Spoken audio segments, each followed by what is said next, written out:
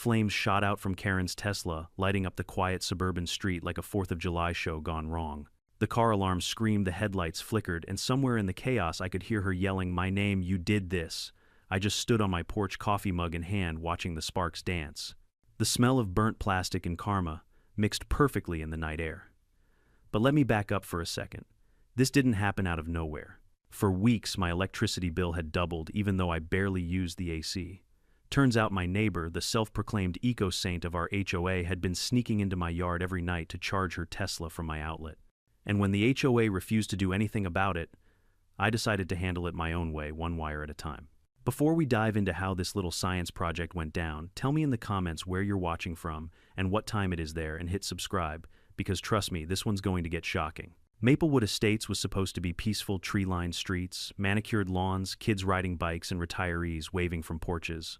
But ever since Karen Whitmore moved in 3 years ago, peace had become a luxury. She was the self-appointed environmental sheriff of the HOA, the kind of woman who'd measure your lawn height with a ruler and quote community bylaws from memory while sipping her soy latte. She wasn't officially on the HOA board, oh no, that would have required an election. Karen didn't need that. She had something far more powerful, an endless sense of moral superiority and an audience too exhausted to argue. She'd post long rants on the neighborhood Facebook group about toxic fertilizers and energy waste. She once reported an old man for owning a gas-powered leaf blower, claiming it violated the spirit of eco-compliance. The HOA president, Bill McKenzie, usually caved just to shut her up. Everyone did. I used to ignore her too. I'm a quiet guy, early 50-seconds retired electrical engineer, mostly keep to myself. My workshop is my happy place, an organized chaos of wires, circuit boards, and half-finished projects. I built my own solar battery bank not because I'm an activist, but because I hate wasting money. Karen, however, saw my garage setup as a violation waiting to happen. The first week she moved in, she knocked on my door with a clipboard in hand and that tight-lipped HOA smile. "Hi, I'm Karen Whitmore. I'm the sustainability liaison for Maplewood," she said proudly, as if that title existed. "I noticed your garage lights stay on until very late. Are those LED-certified bulbs?" I blinked at her, confused. "They're lights. They work. That's all I care about." She frowned, jotting something down. "Well, we take energy efficiency seriously here. I'll let the board know." I thought she was joking. Turns out she wasn't. Over the next few months, I got little notices slipped into my mailbox. "Your exterior lighting exceeds HOA brightness limits. Your recycling bin contains non-recyclable plastics. And once hilariously, your wind chime produces unnecessary noise pollution." It was like living next to a bureaucratic tornado in yoga pants. But I kept my patience until the day my electricity bill doubled. It started small. One month, my bill was about $180, a little higher than usual. I shrugged it off. Maybe the AC ran longer. But the next month, it was $392. I live alone. I barely use the dishwasher. Something was wrong. I went full engineer mode, checked every breaker, unplugged every appliance, ran energy audits using my smart meter app. Everything inside the house checked out. Then I noticed something strange. My usage spiked every night around 2 a.m. for about 3 hours straight. That made no sense. I'm usually asleep by then, and nothing in my system runs automatically at that hour. So one night, I decided to stay up. I turned off all lights, grabbed a mug of black coffee, and sat by my garage window. Around 1, 4, 5 a.m., I saw something move in the shadows. A white car quietly rolled up Karen's Tesla Model Y. The door opened, and there she was in her robe and slippers, carrying what looked like a portable charger cable. I froze watching her walk straight into my yard like she'd done it 100 times. She looked both cautious and entitled, scanning around for cameras, then casually plugging her Tesla into my outdoor socket. The charging light on her car blinked to life. I whispered to myself, "You've got to be kidding me." She leaned against her car, scrolling on her phone while her car drank my electricity. After a few minutes, she smiled, muttered something like saving the planet, and got back into her Tesla to nap while it charged. I couldn't believe it. She was literally stealing power, my power, every night. The next morning, I confronted her on the sidewalk while she was watering her eco-friendly native plants. "Karen," I said calmly, "why were you in my yard last night?"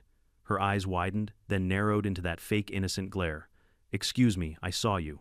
You were charging your Tesla from my outlet," she scoffed. "Oh, don't be dramatic. It's just a few kilowatts.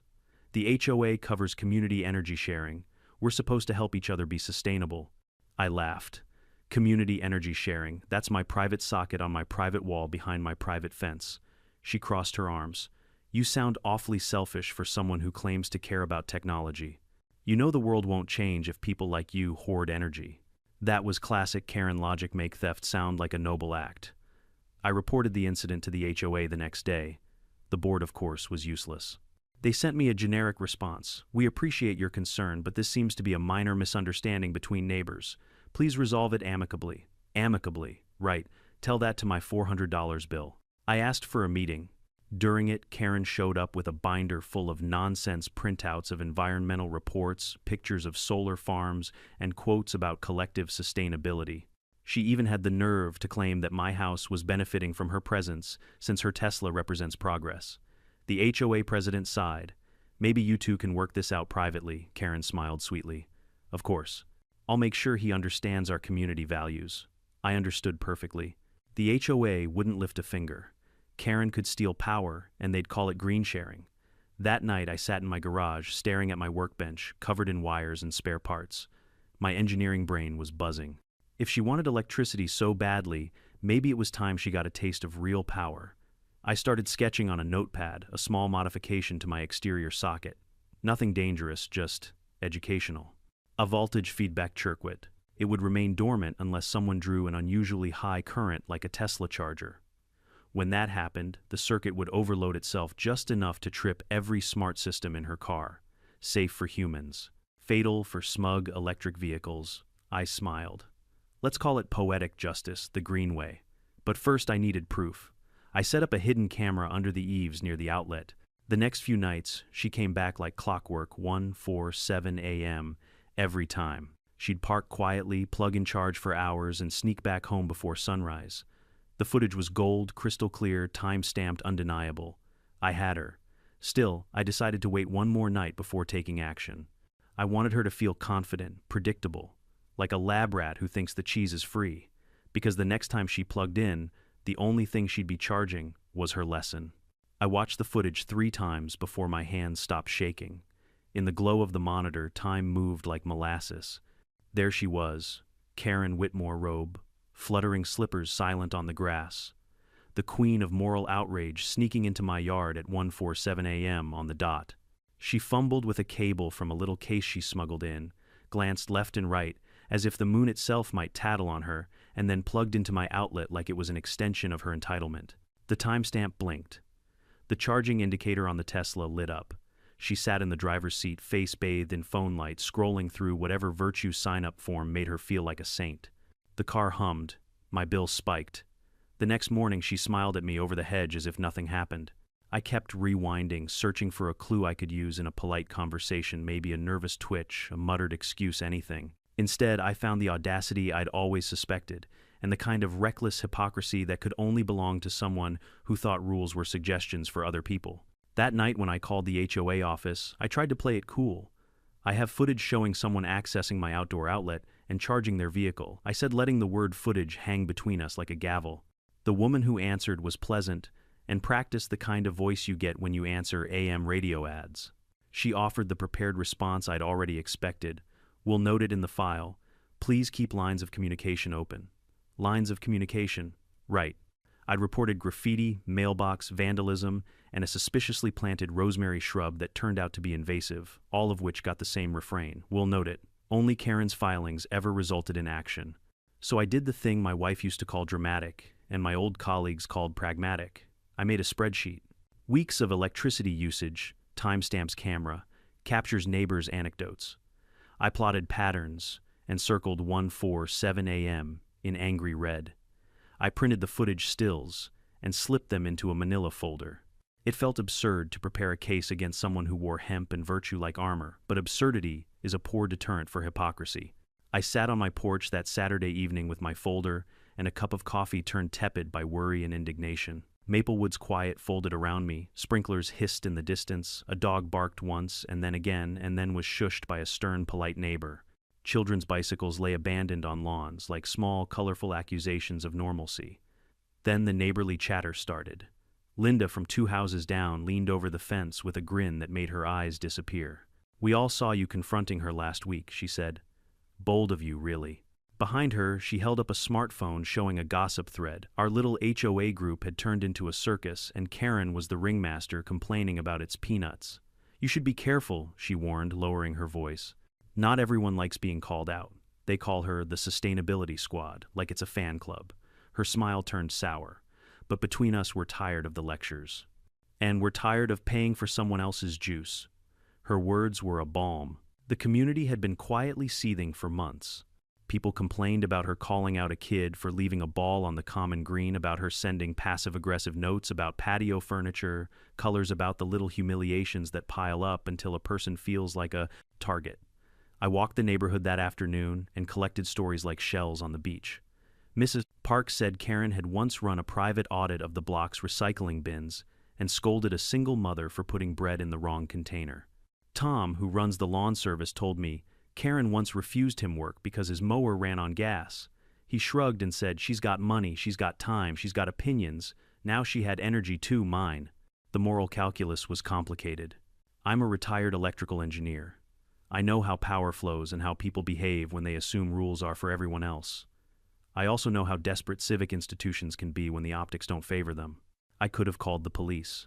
I did eventually after 6 weeks of quiet theft. The dispatcher's reply was sympathetic, then procedural, then stalled. "We'll log a report. For theft, you might consider gathering more evidence," which I now had. But the problem wasn't only the theft.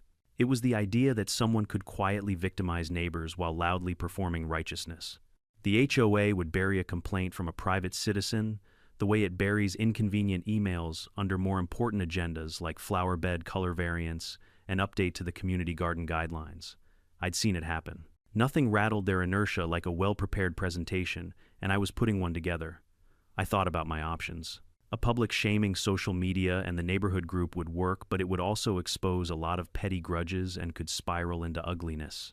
A direct legal approach would be time-consuming and expensive. Suing a neighbor for petty energy theft felt like feeding a bureaucracy when what you really wanted was a mirror. There was an itch, though, a delicious, childish itch that comes from wanting to teach a smug person a lesson in a language they'd understand. Karma for many is a mystical force. For me, it was more satisfying to craft something that made hypocrisy feel immediate and uncomfortable.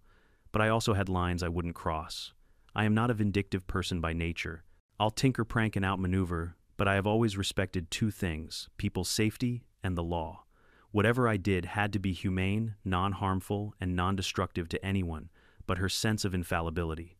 So I refined the aim, expose her, shame the behavior with evidence she couldn't deny, and make sure the consequence hit where she prized herself most, her reputation. If she wanted to steal electricity and claim virtue, let the community see the contradiction. I started drafting a plan that looked less like sabotage and more like thorough exposure. First, collate the evidence: timestamps, camera, stills usage, Spike's witness statements. Second, bring it to the HOA meeting with an audience: optics matter. Third, if the HOA still stalled, escalate to the utility company. Energy theft is a crime, and the utility company has tools that a homeowner doesn't. They can trace unauthorized draws and assess tampering. While I assembled my case, I also prepared a contingency that was as much theatrical as tactical. I didn't want to physically damage property. I wanted to create a moment so vivid that it would become the talk of the block, a moment that forced the HOA and the neighbors to confront what for too long had been whispered behind trimmed hedges. I planned to create a sting, an undeniable live-captured incident that would make denial impossible. Not through violence, not through illegal tampering, but through timing, presence, and surprise. I'd be ready when she came again. Camera rolling evidence, compiled community witnesses briefed. I wanted witnesses to see her in the act, not just a grainy clip on my phone. And yes, there was a flare of private amusement at the idea that someone who preached responsibility would be caught in flagrante delicto, hands on a stolen cable, her face lit by the glow of the very thing she claimed to love. I tested nothing that could injure. I rigged nothing that could cause harm. Instead, I fine-tuned the theatrics motion sensors that pinged my phone, a floodlight that would spotlight the scene without blinding anyone, and a neighbor willing to come over at a moment's notice to stand by as a supporting the witness. If I were to shame Karen, I wanted it to be the kind of moment that didn't leave scars, whether on her or on the community. The goal was clarity, not cruelty. Yet when night fell and the air cooled, I felt the old excitement and the old caution in equal measure. There is a strange power in watching the world tilt toward a moment of reckoning you've orchestrated. I told myself that justice, when served carefully, could be a creative act. So I waited. I watched. I refined.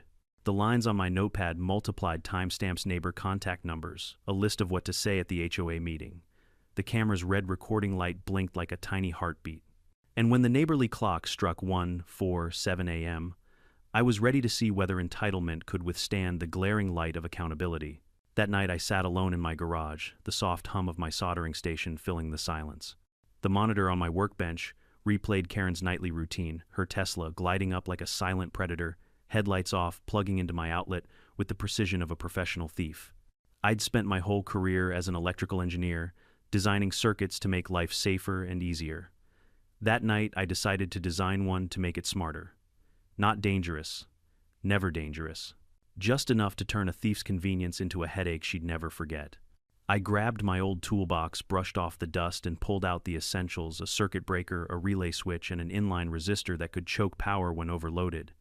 My goal was simple: trick the Tesla's smart charging system. Whenever it drew too much current from my line, it would create a feedback surge that tripped the car's internal protection system. No explosion, no injury, just a fried onboard charger and a very confused eco-queen. It was like watching chess pieces fall into place. The more I thought about it, the more poetic it felt. She wanted to preach sustainability while leeching off my power. Well, now she'd experience some renewable consequences. I spent hours refining the mechanism. I wanted precision, not chaos. The circuit had to look completely ordinary from the outside, just a weatherproof socket, same as any other. But behind the panel, the wires would tell a different story, a perfectly legal modification that responded only to one type of abuse: excessive current draw. And since Karen's Tesla charger pulled more than 30 amps at peak, I knew she'd hit the threshold in under 60 seconds. To anyone else, the socket would behave normally. I even tested it with my power tools, nothing unusual. But to a luxury EV greedily gulping watts, it would be like drinking from a fire hose of karma. As I tightened the last screw and flipped the switch, a small spark jumped, bright, sharp, clean. I smiled. Let's call that a preview. Then came the waiting. I didn't have to wait long. The next evening I pretended to go to bed early. Lights off, house silent. My phone buzzed around 1:40 a.m. Motion detected. I crept into my garage, pulled up the live feed, and there she was again. Karen Whitmore, Maplewood's eco-enforcer, wrapped in a silk robe and armed with her portable charger. She moved with the arrogance of routine, not caution. She'd done this so many times, she didn't even look around anymore. I watched as she crouched by my wall outlet, muttering something to herself, probably another self-congratulatory speech about saving the planet. The plug slid in, the Tesla chirped, and the green charging light blinked to life. Then right on cue, the circuit triggered. At first everything looked fine. The charger light blinked once more, and then froze. The hum of the Tesla's power inverter stuttered, then sputtered. A faint crackle echoed from the cable, followed by a puff of smoke so thin it almost looked harmless. But then snap, a bright spark jumped from the plug, and the Tesla's dashboard lit up like a Christmas tree in panic mode. I could hear the faint beep beep beep through the still night. The headlights flickered. The car's touchscreen flashed a big red warning: charging fault detected. Disconnect immediately. Karen screamed. I swear it was the most satisfying sound I'd ever heard in my life. She yanked the plug, stumbled backward, and waved her hands like she'd been attacked by ghosts. Oh my God, she hissed, looking around in the dark. Then she pointed toward my house, muttering something furious, before running back to her driveway. From my monitor, I could see her pacing in front of the Tesla, phone in hand, desperately Googling. Tesla won't charge at 2 in the morning. The car's alarm blared once, then died, leaving only the faint hum of the night and my laughter echoing softly in the garage. I took a slow sip of coffee and whispered, "You wanted power, Karen. You got it." By sunrise, the neighborhood was buzzing, not electrically this time, but socially. Word travels fast in Maplewood, especially when it involves Karen. I didn't have to say a thing. The universe was doing my PR for me. By mid-morning, I saw her standing outside with a Tesla service technician. He popped the hood, frowned, then connected a diagnostic tool. I couldn't hear them, but her face said everything: disbelief, then confusion, then rage. The technician shook his head and gestured toward her outlet, clearly explaining something she didn't like. She started pointing toward my house again, her gestures wild, her tone sharp. The poor guy looked like he wanted to crawl into the earth. An hour later, she stormed up to my porch, red-faced and trembling. "You did something to my car," she snapped. I raised an eyebrow. I did something. You mean besides paying for your charging habit for the last 3 months? Don't you dare twist this. You tampered with your outlet to hurt me. I took a deep breath, keeping my tone calm, almost teacherly. Karen, my outlet is on my property. You're not authorized to use it. Whatever happened while you were trespassing isn't my problem. Maybe your precious Tesla didn't like stealing power from someone who actually knows how circuits work. Her jaw dropped. You think this is funny? My car's fried. Then I guess karma runs on electricity too. She stomped away, nearly tripping over her own charger cable. 2 hours later, I got an email from the HOA. The subject line, Urgent Community Incident, Safety Concern. Here we go. The message said there had been a dangerous electrical event involving my property and that I was required to attend an emergency HOA meeting that evening. I couldn't help but grin. They thought they were summoning me for discipline. In reality, they were walking into a live demonstration of evidence, logic, and poetic justice. That afternoon, I printed stills from my security footage, all of them showing Karen sneaking into my yard, plugging in her car, and stealing power. I also printed my utility statements with timestamps, highlighting the nightly spikes. Finally, I clipped together short video segments, the final one showing her Tesla sparking like a rejected science fair project. When I walked into the HOA clubhouse that evening, the air was thick with tension and gossip. Half the neighborhood was there. Karen sat near the front, flanked by her loyal friend group, the same women who usually nodded whenever she lectured them about composting. She glared at me like I'd burned down her solar farm. Bill, the HOA president, cleared his throat. Mr. Johnson, Mrs. Whitmore alleges that you modified your electrical system in a way that caused damage to her vehicle. We take safety very seriously in Maplewood, I interrupted politely. Oh, I take it seriously too, Bill. That's why I brought evidence. Then I played the footage. The room went silent except for the faint hum of the projector. There was Karen sneaking into my yard, plugging in, smirking, whispering to herself, the timestamp clear as day. A few gasps rippled through the crowd. Someone muttered, "Oh wow." I paused the video right on the frame where the Tesla's charging light flickered out. This, ladies and gentlemen, is what happens when someone decides your property belongs to them. My socket is private. My meter proves the theft. And this, I held up the utility bills, is the proof I paid for her righteousness. Karen jumped to her feet. He sabotaged me. That's illegal. Bill rubbed his forehead. Karen, the video shows you, clearly entering his property without permission. That's not the point, she shouted. I was doing it for sustainability, someone in the back laughed. Then another. Within seconds, the whole room erupted. I leaned back, folded my arms, and smiled. You're right, Karen. You were being sustainable, sustaining yourself on my power. The HOA voted to close the complaint against me. And for the first time, Karen's smug composure cracked completely. As I left the room, I could hear whispers following me out. Did you see her face? Finally, someone shut her down. About time, karma got involved. For the first time in months, Maplewood Estates felt quiet again. Peaceful, balanced. But as I walked home under the soft glow of the streetlights, I couldn't help but smirk. Because deep down I knew this story wasn't quite over yet. The next 48 hours felt like the calm before a thunderstorm. The HOA had dismissed Karen's complaint in record time, and word spread across Maplewood like wildfire. For once, the self-proclaimed eco-enforcer had been publicly humiliated, her spotless green reputation stained by the most unflattering color imaginable embarrassment. But humiliation never sits quietly with people like Karen Whitmore. No humiliation for her was gasoline, and I knew she was about to strike a match. The first sign came the next evening. My security alerts pinged again, this time not at 1:47 a.m., but earlier around 11:30 p.m. I opened the live feed on my phone, expecting a raccoon or a stray cat. But there she was, Karen, marching straight toward my property with a flashlight in one hand and a clipboard in the other. My jaw tightened. She scanned the perimeter of my yard, pretending to take notes, just like she did when she accused the Hendersons of having illegal wind chimes. I watched her walk around the fence, mumbling angrily into her phone, probably calling her little HOA fan club. Then she stopped at the outlet, my outlet. The same one she'd used, the same one she'd sworn she'd never touch again. Oh, don't do it, I muttered to myself. Don't you dare. But Karen wasn't the type to learn.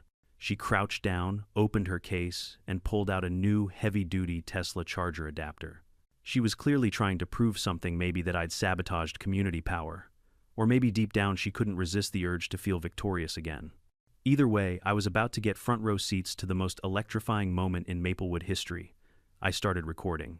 Karen plugged in her new charger with dramatic precision like she was performing surgery. Her Tesla's charge light blinked once, then twice, then froze. A faint click echoed from the socket, the sound of my circuit's overload sensor tripping. At first she looked confused. Then came the smell, a subtle, acrid wisp of melting insulation. The air sizzled faintly. And then boom, a flash burst from the plug like a camera flash from hell. Sparks flew across the driveway, scattering like angry fireflies. Karen screamed, stumbling backward, her clipboard flying into the air. The Tesla's headlights flickered alarm, blaring horn honking uncontrollably in panic mode. Its dashboard glowed crimson, a storm of warnings, charging fault detected. Power surge risk. Service required immediately. For a moment, the entire street was lit up by the chaos alarms, echoing porch lights flicking on, dogs barking from every direction. Karen stood there frozen in her pink bathrobe eyes, wide hair frizzed by static, staring at her smoking Tesla like it had personally betrayed her. And me, I just stood quietly on my porch, coffee mug in hand, watching the show. She finally found her voice. "You did this," she screamed, pointing at me. "You tried to kill me." I calmly took another sip. "Karen, I think your car just had a short circuit. You should really talk to Tesla about quality control. You sabotaged me." You monster," she shrieked. "This is a crime," I shrugged. "Then I suggest you report it. But make sure you tell them where you were standing when it happened on my property." Her face went redder than a fire truck. She stormed off yelling something about lawsuits and federal safety codes. But the truth was already working its way through the neighborhood. Within minutes, people were outside, whispering, phones out, recording the scene. I didn't even have to say a word. The story wrote itself. The same woman who preached about responsibility had just electrocuted her own Tesla while stealing power from her neighbor. The next morning, the memes started. Someone photoshopped Karen's face onto a lightning bolt. Someone else edited her Tesla into a toaster. My favorite was a captioned photo of her mid-scream, sustainability level overcharged. I should have felt guilty. But honestly, it felt like justice. Of course, the HOA tried to contain the chaos. Bill, the president, called an emergency safety review meeting. But by then, the footage had already spread around the entire community chat group. Even the mildest neighbors, the ones who normally avoided conflict, were laughing. Bill looked exhausted when I arrived at the meeting. "Look," he sighed, "we just want to resolve this quietly. No lawsuits, no drama." Karen slammed her fist on the table. "He could have killed me. My car is totaled. Do you know how much a Tesla costs?" Bill rubbed his temples. "Karen, you were trespassing." "I was testing community infrastructure," she shouted. "You were stealing electricity," I corrected. Again, "It's public property." "It's a private outlet," Bill said, his voice cracking under the absurdity. "You've been told this." She turned on him furious. "You're all covering for him. This neighborhood is corrupt. Anti-environmental, anti-progress." Someone in the back whispered, "Anti-Karen." The room snickered. I almost felt bad for her. Almost. Because while she was screaming, I was already holding the trump card. "Karen," I said, standing up, "before you embarrass yourself further, I think you should read this." I handed her a printed email from Tesla Service. I'd obtained it after she tried to accuse me of tampering. It clearly stated, after reviewing diagnostic logs, we found the vehicle was charged through an unauthorized power source. This constitutes user negligence and voids the warranty for charging-related damage. The room fell silent. Her eyes darted over the page, her lips trembling. This isn't. "It is," I said. "You voided your own warranty. That means Tesla won't cover repairs. And judging by what I saw on the footage, that repair's going to cost you north of $14,000. The sound she made next wasn't a word. It was somewhere between a gasp and a growl. Bill cleared his throat. "I think we can conclude this meeting." But Karen wasn't done. "I'll sue. You'll see, I'll take this entire HOA down." "Funny," I said, "because they're part of the problem too." Her head snapped toward me. "What did you say?" I smiled. "See, I checked something interesting. The HOA charter never approved any sustainability initiative involving community power sharing. Meaning, every time you claim the HOA authorized you to plug into someone's property, you were lying. And if anyone supported that, they were complicit in energy theft." Bill's face went pale. Karen's eyes flickered with sudden panic. "No, I didn't." "Oh, don't worry," I continued. "I already sent the evidence to the utility company this morning. They seemed very interested." The silence that followed was glorious. Karen sank into her chair, speechless for the first time in her life. The meeting ended in chaos, board members whispering, neighbors smirking, and Karen storming out, muttering something about moving somewhere more progressive. That evening, I sat back on my porch, watching the sun dip below the rooftops. For the first time in months, I could hear actual silence. No lectures, no emails, no HOA notices. Just the peaceful hum of a neighborhood finally free from its self-appointed saint. But as I leaned back in my chair, the faintest sound of static drifted through the air, my motion alert buzzing softly. I opened the app out of habit. No Karen this time. Just the faint glow of my garage light, steady, safe, and entirely mine. And for the first time since this all began, I smiled not from revenge, but from peace. The next morning, the neighborhood looked like a calm crime scene. Karen's Tesla sat in her driveway like a wounded animal, hood popped, charging port scorched, and a faint chemical smell still lingering in the air. Even the morning joggers slowed down to stare. Someone had taped a handwritten sign on her mailbox overnight. It read, "Caution. Unauthorized power may be hazardous to your health." No one admitted to writing it, but I had a few guesses. By noon, every doorstep in Maplewood Estates had the same glossy paper tucked under the mat: Emergency HOA Safety Meeting Mandatory Attendance. The agenda line underneath said only 2 words: electrical incident. I laughed out loud. Apparently, the HOA had gone from ignoring me to panicking overnight. It was almost flattering. When I arrived at the clubhouse that evening, the atmosphere was thick with tension and curiosity. The folding chairs were filled, retirees, families, even a few teenagers pretending not to care. Everyone wanted to witness the fallout. Karen sat at the front, arms crossed, wearing a pale green blazer that matched her Tesla's melted charging cable lying dramatically at her feet like a trophy of victimhood. Her eyes shot daggers at me the moment I walked in. Bill, our tired HOA president, looked like he'd aged 10 years since the last meeting. He tapped his pen against the table and said, "We're here to discuss the recent electrical incident between residents Mr. Johnson and Mrs. Whitmore." "Incident?" I said, raising an eyebrow. "That's a very polite way to describe someone trespassing onto my property at midnight to steal power." "Objection," Karen shouted before he could respond. "This man intentionally wired a death trap on his property. He could have electrocuted me," the crowd murmured. I folded my arms. "Karen, I'm an electrical engineer, not a comic book villain. My setup was perfectly safe for anyone who wasn't committing felony theft." She slammed her hand on the table. "You think you're clever, don't you? You humiliated me in front of everyone." A woman in the back whispered loudly, "You did that yourself, honey." The room chuckled. Bill cleared his throat, trying to regain control. "Let's stick to facts. Mrs. Whitmore, you were recorded entering Mr. Johnson's property and using his power outlet without permission. Is that correct?" Karen blinked rapidly.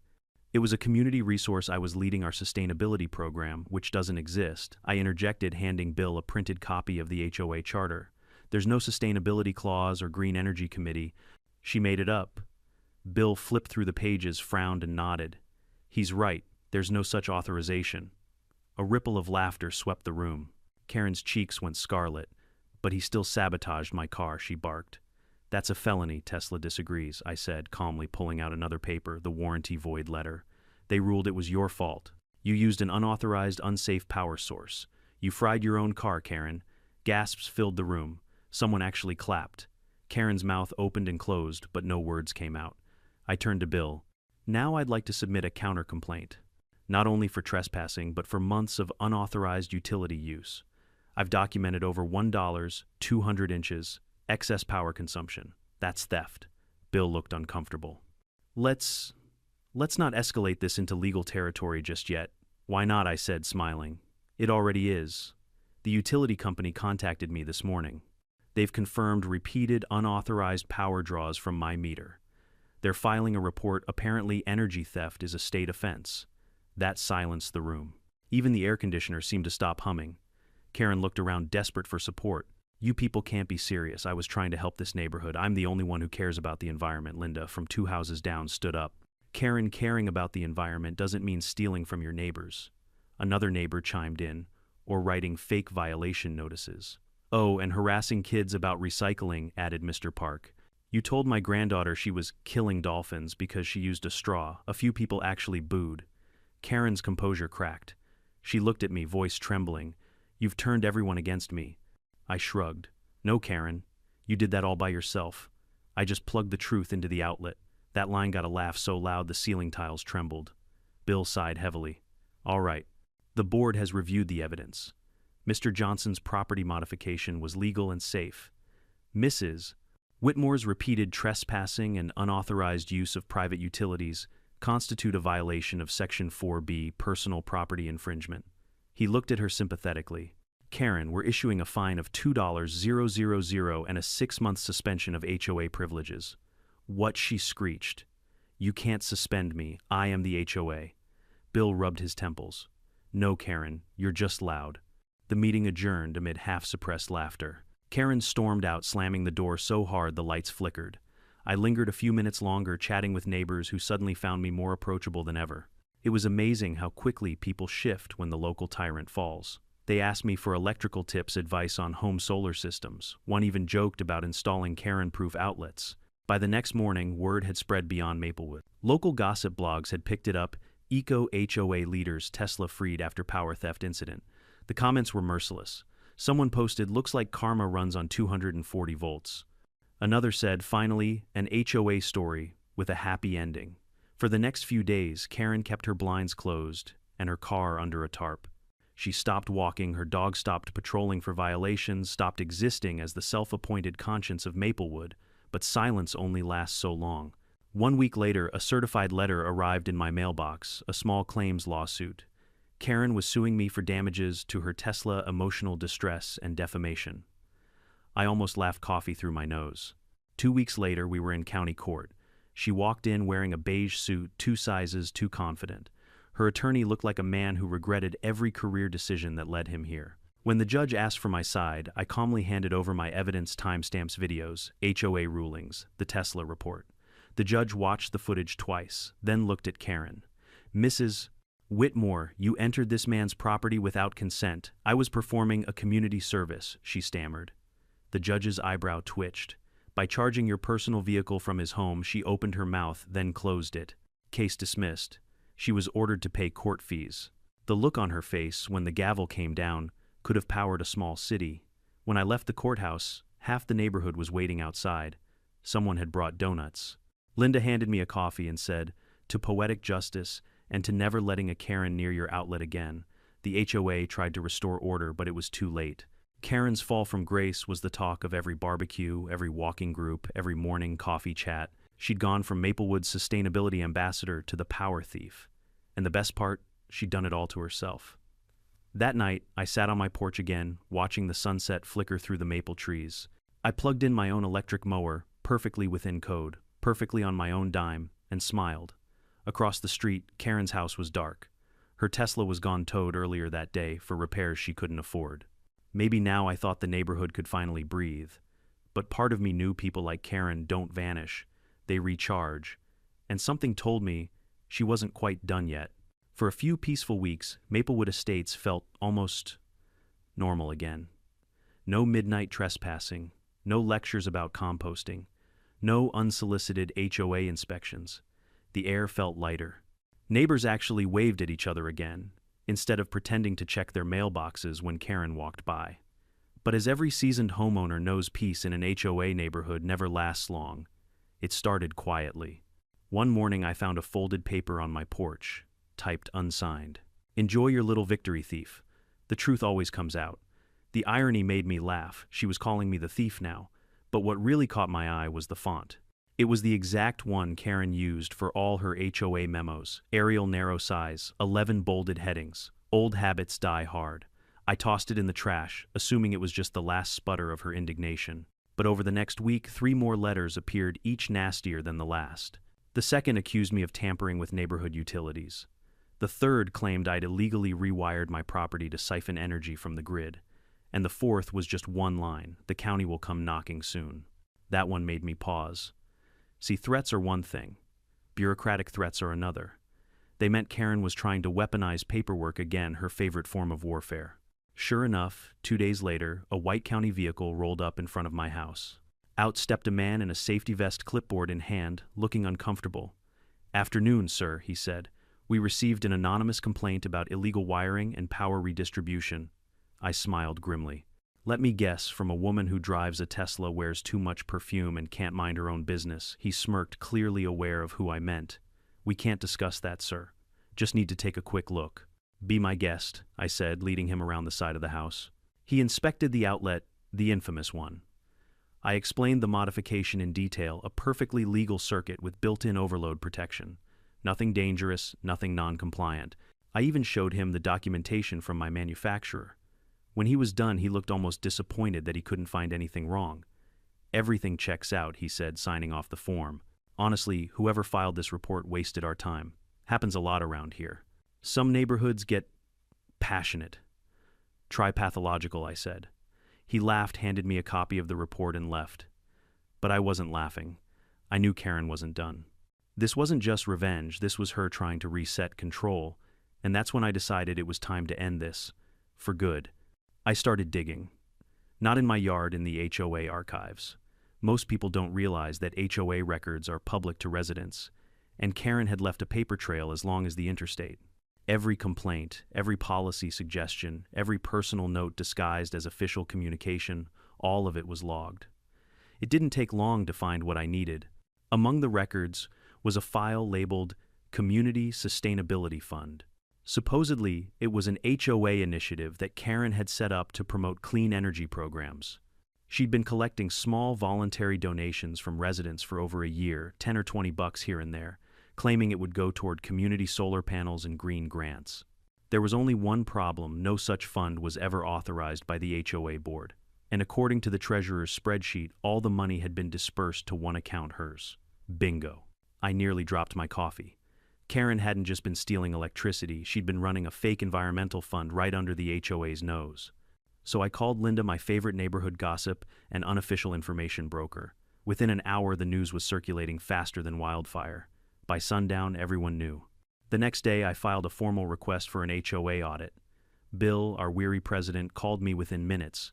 "Do you have to stir things up again, Johnson Bill?" I said. "She's been collecting money for a fake project and funneling it into her own account. That's embezzlement, not gossip." He sighed. "Send me what you've got." "Oh, I sent it, all of it. Screenshots, spreadsheets, even the PayPal history some residents forwarded to me after hearing what she'd done." By that evening, another emergency meeting was announced. This time, Karen didn't get to sit at the front. When she walked in, every eye in the room followed her. She tried to smile, but it came out like a grimace. Bill began reading the findings in his monotone HOA voice. "It appears funds labeled under Community Sustainability were collected under false pretenses and deposited into a private account belonging to Mrs. Whitmore." Karen stood up, her voice trembling. "That's not what happened. I was holding the money temporarily until we got approval from the county." Bill sighed. "There are no records of any county submissions. And according to bank statements, those funds were used for," he flipped the paper, "Tesla charging equipment, garden renovations, and a wellness retreat in Sedona." The room erupted. Karen's voice cracked. "That was research I was developing ecotherapy initiatives," Linda shouted from the back. "You mean massages and margaritas?" Laughter rippled through the crowd. Bill raised his hand. "Enough. The board has already voted. Effective immediately, Mrs. Whitmore is stripped of all HOA privileges and fined for embezzlement and repeated code violations. We're forwarding this to county authorities for review." Karen froze, color draining from her face. "You can't, you wouldn't, I can," Bill said quietly, "and frankly, we should have done it months ago." She turned toward me, eyes blazing. "You did this, you set me up," I smiled. "No, Karen. You set yourself up. I just turned the lights on." Her voice rose into a shriek. "You think you've won. You think this makes you better than me." I leaned forward slightly. "No, but it sure makes me happier." The laughter that followed was unstoppable. Karen stormed out, slamming the door so hard one of the fluorescent lights above flickered, fitting, really considering her obsession with energy. A week later, the county audit confirmed everything. Karen had collected nearly $9 0 donations that she'd spent on personal luxuries. The district attorney didn't press criminal charges. She agreed to repay the money to avoid prosecution, but her reputation was fried worse than her Tesla. By the time the dust settled, her house had a for sale sign on the lawn. Rumor was she'd moved to another city to start fresh. The morning after the sign went up, I brewed a pot of coffee, stepped out onto my porch, and watched the moving truck pull away. For the first time in years, the cul-de-sac was quiet, truly quiet. No surveillance, no threats, no passive-aggressive eco-tips taped to our doors. Linda waved from across the street. "Looks like the witch is gone." I grinned. "Guess she finally ran out of power." She laughed. "You're terrible." "Maybe," I said, sipping my coffee, "but at least I pay my own electric bill." The HOA, trying to rebuild its image, appointed a new community committee. This time, a legitimate one, to actually install solar panels at the community center. They even asked me to help design the electrical layout. I accepted. We finished the project a few months later. During the ribbon-cutting ceremony, Bill made a corny joke about turning over a new leaf, and everyone laughed. For once it felt genuine.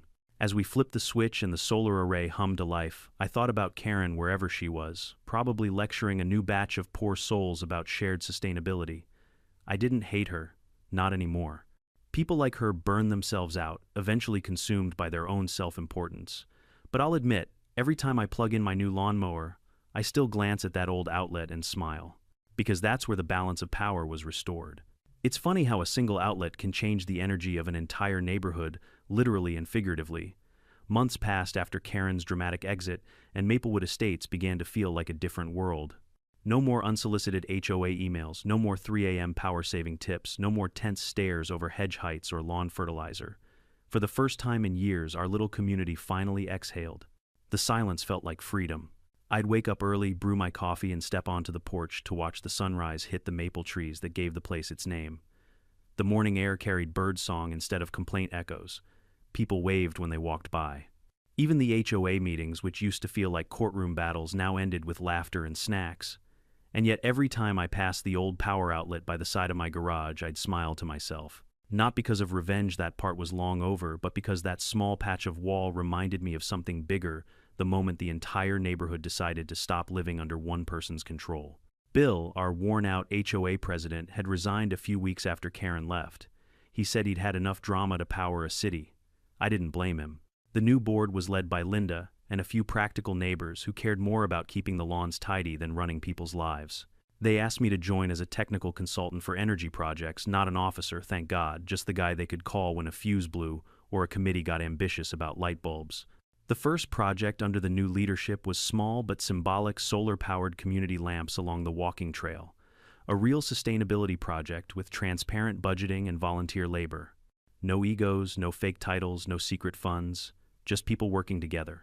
The grand opening night was simple: paper lanterns, lemonade stands, kids running with glow sticks. When we switched on the lights, the whole path glowed in warm amber. The crowd cheered and someone joked, "Let's hope this time nobody fries their Tesla." I laughed along, though deep down that chapter of my life felt like a different era, almost like watching an old movie of yourself making all the right mistakes.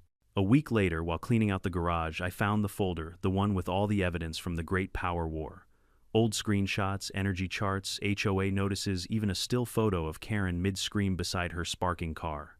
I should have thrown it away right then, but for some reason I hesitated. Maybe part of me knew that stories like this weren't just personal. They were reminders of how quickly control can creep into everyday life disguised as good intentions. I placed the folder in a box labeled Lessons Learned and tucked it high on a shelf. A month later, a surprise letter arrived in my mailbox. No return address, no stamp, just a folded envelope slipped inside by hand. My stomach tightened when I saw the handwriting. Karen's. I stood there for a long moment, staring at it, half expecting it to smell like lavender hand lotion and resentment. When I finally opened it, the first line made me blink. You were right. It wasn't a long letter, maybe half a page. She didn't apologize outright, but between the lines I could feel the cracks in her armor. She said she'd moved to Arizona, started volunteering with a real environmental group, and was trying to do things differently. Then in her usual dramatic flourish, she wrote, "Power can corrupt anyone, even those who think they're saving the world." Maybe I needed to be unplugged to learn that. For once, I didn't laugh. I folded the letter carefully and placed it inside the same box as the evidence folder. Not out of forgiveness, but out of closure.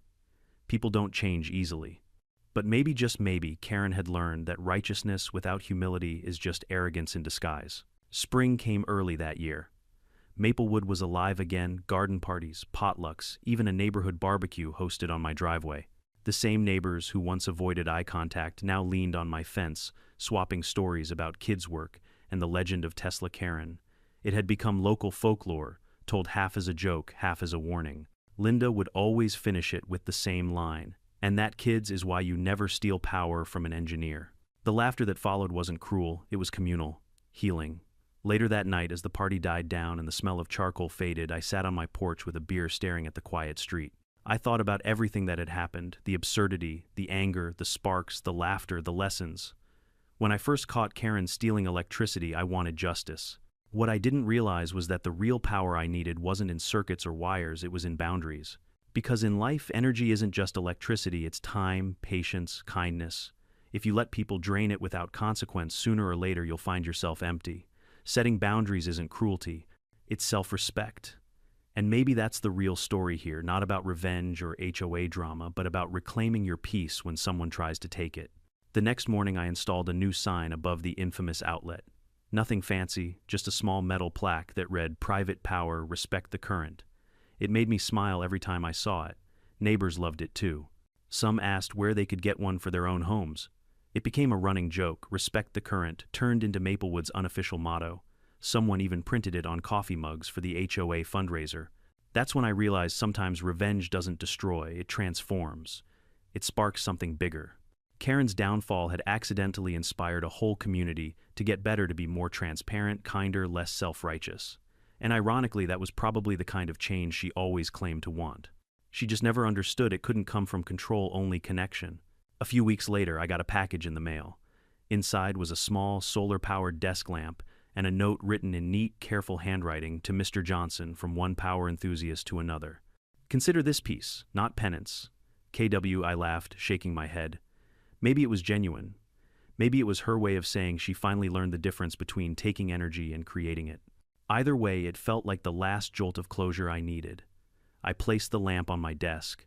It still sits there today, quietly soaking up sunlight, quietly glowing when the world goes dark. And every time I turn it on, I think about how wild it is that a war over a wall socket ended up lighting up an entire neighborhood's sense of humor, and maybe even its heart. At the end of the day, power comes in many forms: electricity, influence, pride. But the real question isn't who has it, it's how they use it. Karen believed power meant control, that rules and righteousness made her untouchable. But she forgot the simplest law of energy: everything you send out eventually returns. Steal from others, and the circuit of karma will complete itself. We all meet Karens in life, people who push boundaries, take what isn't theirs, and justify it in the name of what's right. But sometimes the best response isn't anger or revenge. It's calm, intelligent boundaries, the kind that shock them with accountability. So if someone's been draining your energy literally or metaphorically, don't let them keep plugging in. Protect your peace, stand firm, and remember, you control your own current.